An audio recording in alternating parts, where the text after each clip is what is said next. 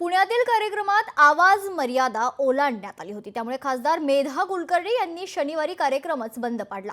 यावर त्यांनी आता प्रतिक्रिया दिली। परिसरात ज्येष्ठ नागरिक, लहान मुलं आणि आजारी व्यक्ती राहतात, त्यांना त्याचा त्रास होतोय।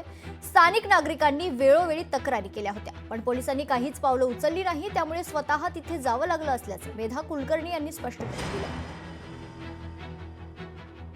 परवा जीत ग्राउंडवर अतिशय मोठ्या आवाजामध्ये आणि गाण्याड्या प्रकारची गाणी लावून नवरात्रीमध्ये जो गरबा दांडिया असतो तो कार्यक्रम चालू होता आणि नागरिकांचे इतके फोन आले मला, इतके व्हिडिओ आले, इतके व्हॉट्सअप्स आले, ऑडिओ आले, मेसेजेस आले। हे सगळे मेसेजेस मी पोलीस खात्यातल्या विविध अधिकाऱ्यांना पाठवले, परंतु काही कारवाई झाली नाही। शेवटी मी त्या ठिकाणी गेले आणि ऐकत नव्हते, त्यामुळे मी गरबा म्हणजे जो काही कार्यक्रम होता तो बंद पडला।